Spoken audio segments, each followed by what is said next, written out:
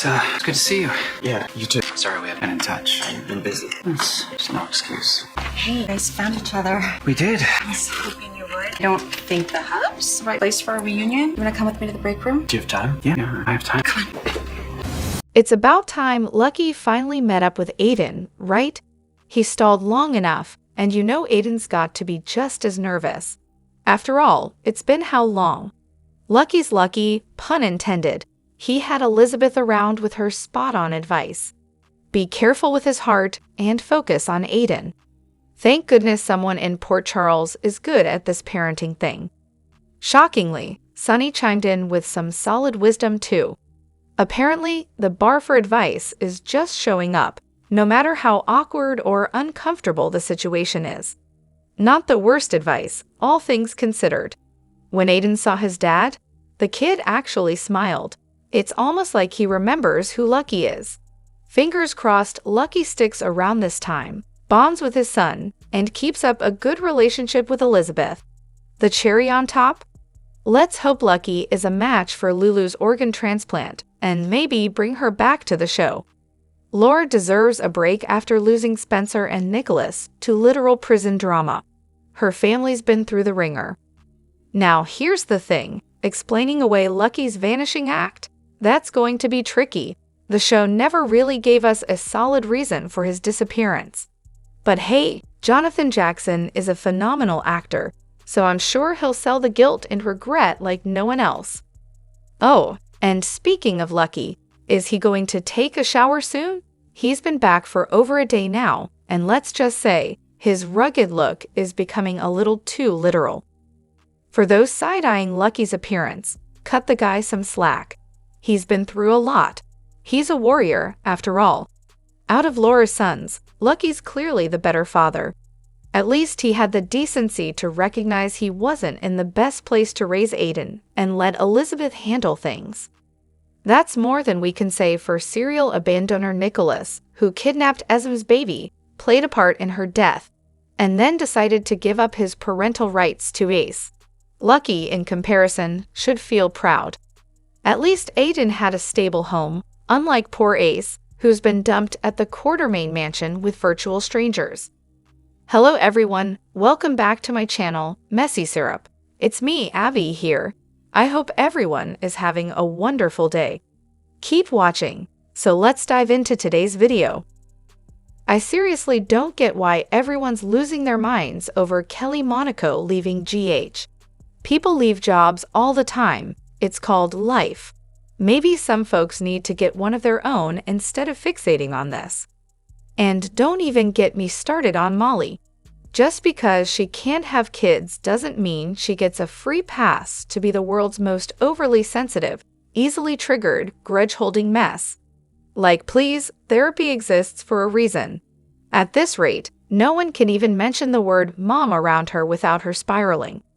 Yes, it's sad that she can't have kids when she wants them, but does that really mean the whole universe needs to walk on eggshells?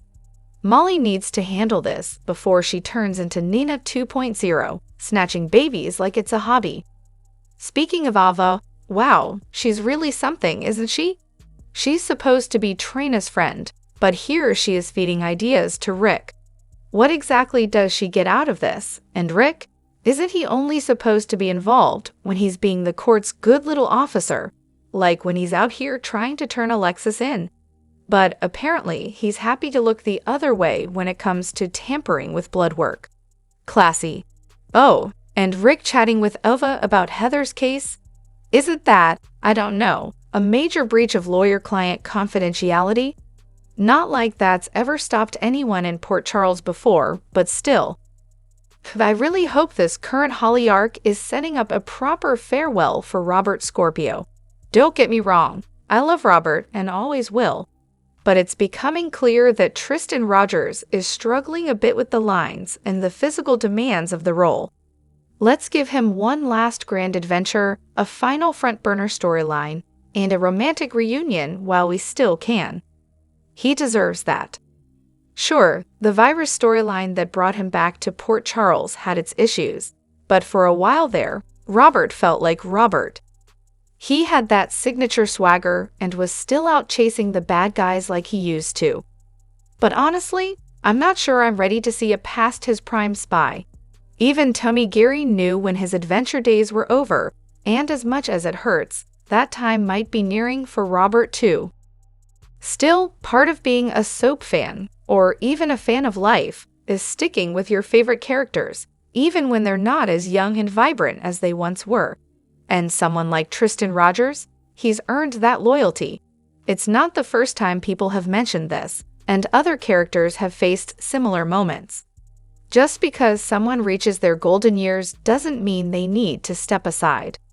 I respect every OG character because I've been watching them since I was a kid minus 45 now and still here. They should play their characters for as long as they want and are able to.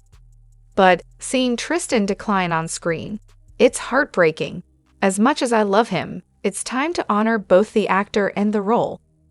Let's send Robert off to a life of adventure and luxury off-screen until the time comes for his real goodbye. Watching his deterioration makes me want to cry, honestly. And here's a confession. As a kid, I adored Tristan. I even named my parakeets Robert and Holly. They were always endgame for me, and part of me will forever hold on to that. But it's time to let him go on his own terms. Finally, something interesting is happening with Willow. This affair with Drew is the first time she's brought any real drama to the table. Her chemistry with Cameron Matheson is so much better than whatever she has with Michael.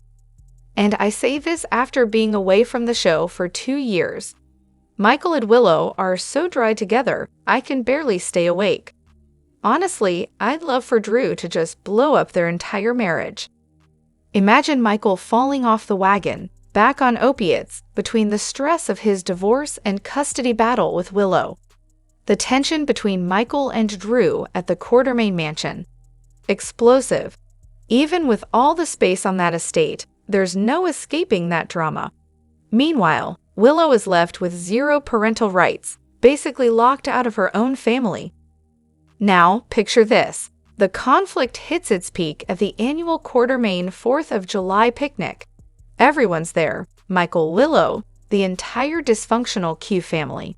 Wiley, being the kid, mistakes one of Michael's pills for candy, wanders off, and almost drowns in the lake. Cue the panic. As the family stands vigil at the hospital, CPS shows up. Turns out, Wiley can't go back home. Who gets temporary custody? Carly, of course. And with that, the CPS investigation kicks off. Wiley living at Carly's puts him right in Lucas's orbit. As much as Lucas wants to be the cool uncle, his paternal instincts start to kick in. Meanwhile, Carly's dealing with Michael's mess, but she senses something is off. Lucas, being Tony's son, steps up and sues for custody. It's clear he's more like his father than anyone thought. And then, just when Lucas thinks all hope is lost, he gets a lifeline from the most unexpected person, Aunt Alva. But back to Michael. He deserves an epic romance. None of this bland, half-hearted stuff with Willow. Let's be real, she's the one in the wrong here, and Drew? He's even worse. Drew needs to be humiliated, exposed for stalking Willow, and just have his whole life blow up in his face. He's being written as some kind of saint and this lifetime Quartermaine, but honestly, I'm over it. Just kill him off already. Michael, on the other hand, should embrace his ruthless side and take his rightful place at ELQ, showing everyone he's truly his father's son. Give him a real, hot romance that's worthy of his character. This whole Willow thing, it's not about Michael at all, and it never was. Also, let's not forget, Michael and Willow did have chemistry in the beginning. But now, Willow can just leave with Drew, and I'd be perfectly fine with that. Oh, here we go. The moment trying to drop that dollar in Gio's case, they played the music. You know the one. Now, Gio is cute, really cute, but honestly, he gives off this kid vibe. Still, I'm curious to see how this whole courtship will unfold. It seems like even Joe's might be seeing something between them. But let's be real, Gio isn't adding much to the show right now. He's nosy, has no real storyline, and feels more like filler than anything else. And that's just the truth. That said, I do like that they hinted at him having this potential big music career. That gives him a bit of intrigue.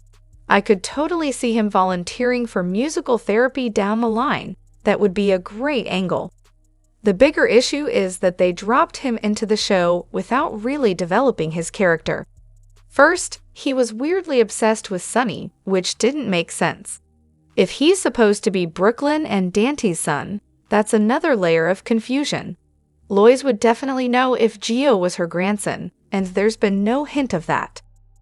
At this point, we still don't know who Gio really is or what his deal is. There's not much chemistry with Trina yet either. Their connection seems to be their shared love of the arts, but we'll see how that develops. One of these days, I guess. Laura and Lucky reunion. There are rumors floating around online that Laura is set to return on Wednesday, October 9th, and her big emotional reunion with Lucky will happen the next day, Thursday, October 10th. That tracks.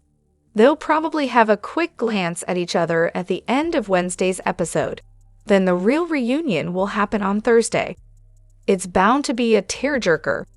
So Carly really put the pressure on Sonny about his plans regarding the Kate's murder, and I loved it. Sonny tried to dodge her questions, but Carly wasn't having it.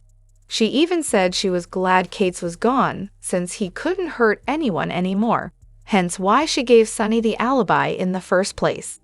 But then she pushed further, asking how they'd keep Alexis out of prison for a crime she didn't commit, and what they'd do if they didn't find the gun. Sonny's response? He finally admitted he'd turn himself in and confess to the murder. Now, let me get this straight. If Sonny turns himself in, Michael won't be affected because all he did was say he found the body. No one can prove Michael lied because Sonny could have left before he got there. Only 3 people know the truth: Sonny, Carly, and, of course, Jason. But Carly? That's a whole different story. If Sonny confesses, he'll be throwing Carly under the bus. She's the one who went along with the alibi, and now Sonny is willing to betray her to clean up the mess that Alexis and Christina made. Sonny seems to think Carly will do anything for him, and now he's asking her to take the fall. If they don't find the gun, Carly is left hanging. This should be a major wake-up call for Carly. I really hope she tells Sonny never to rely on her for an alibi again. Carly could make a deal for immunity and turn on Sonny, but I don't see her doing that, not with Sonny being Donna's father. How do you explain to your child that it's your fault her daddy's in prison? Or worse, have someone at school tell her first? It would break Donna's heart, and let's not forget about Avery too. Carly and Avery love each other, and this would tear them apart. Sure, Ava would love it, but it's a disaster for Carly and the kids. Now, I know people who don't like Carly would probably enjoy seeing her take the fall, but I love Carly. If it comes down to it and Sonny confesses, I hope Brennan can work some magic and get Carly out of this mess. It would be a good moment for Carly and Brennan to get a little closer too. Honestly, Sonny should be able to broker a deal for Carly if he turns himself in. I just wish he hadn't dragged her into this in the first place. I don't want to see Carly hurt for simply trying to protect her family. It's frustrating how cavalier Sonny is about it, acting like Carly is just supposed to do his bidding, no matter the consequences. Carly deserves better than to be left holding the bag for Sonny's reckless decisions. As adorable as Violet is, I think it might be time for her character to be written out. Right now, we're seeing a little girl who's angry, understandably so. Some kid overheard her talking about her dad and called him a drunk, which led to her hitting the kid. And honestly, I was secretly glad she did. But now, she's facing trouble for it. And I don't want to see an angry Violet spiraling into even more issues. It feels like the best way forward would be for Finn to complete his rehab, get a fresh start in a new town, and take Violet with him. She's suffered so much loss already, and it would be nice to see her reunite with her dad and live a normal life away from all this drama. Besides, in real life, The young actress is already on another show. There are enough sad, traumatized kids on GH as it is. Why add to it with Violet? I don't quite understand the purpose of turning Finn into a raging alcoholic, then shipping him off to rehab while leaving Violet with Chase. If the goal was to create a storyline about them having kids, that could have been done without dragging Violet through more heartache. Instead of making Finn an alcoholic, the writers could have had him realize that he couldn't keep living in the apartment where his father died, prompting him to seek a fresh start. He could have moved somewhere new with Violet, without all the unnecessary drama. Turning Finn into a drunk felt like a pointless character assassination. What I'd love to see now is Finn finishing rehab, even if it's through a recast, and leaving town with Violet. I adore her, but at this point, she's not relevant to the current storyline. On the flip side, I have to say I'm really impressed with the young actress's talent. If they decide to keep her on the show, I'd be curious to see where they take her character. Maybe if Finn doesn't return, Brooklyn and Chase could adopt her? That would be an interesting turn. Liver transplant fact check. In Lulu's dire state, it seems like she needs a full liver transplant. But what exactly is Lucky donating? While GH is known for not always sticking to medical accuracy, the logistics of a liver transplant between siblings are a bit tricky. Is there a doctor in the house to clarify this? Not a doctor here, but I am a liver transplant recipient. If Lulu isn't too far gone with other complications, she could receive a partial liver. As others have pointed out, both parts of the liver will regenerate to full size within less than a year. The liver is truly an amazing organ. When is Lucky going to take a shower? Lucky's been making his rounds in Port Charles, still wearing the same grimy clothes and sporting the same greasy hair he had when he came back from Africa. If this were real life, he'd be smelling pretty rough by now. How about a shower, buddy? That being said, while the show might change his clothes, heal his wounds, and remove his bandages, the scruffy look seems to be Jonathan Jackson's style these days, and it looks like he's keeping it. Drop your thoughts in the comment section below. Do you agree or disagree? Don't forget to like, subscribe, and hit the notification bell for more updates. Your opinions matter, and I will see you in the next video. Thank you.